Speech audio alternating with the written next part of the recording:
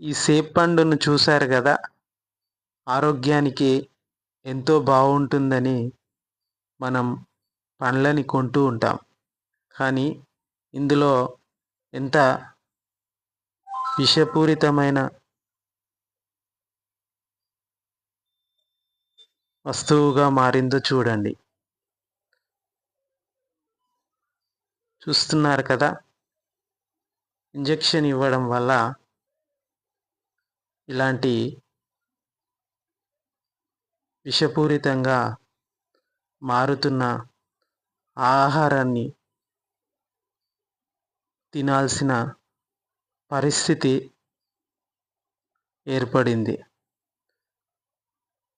మీకు ఇలాంటి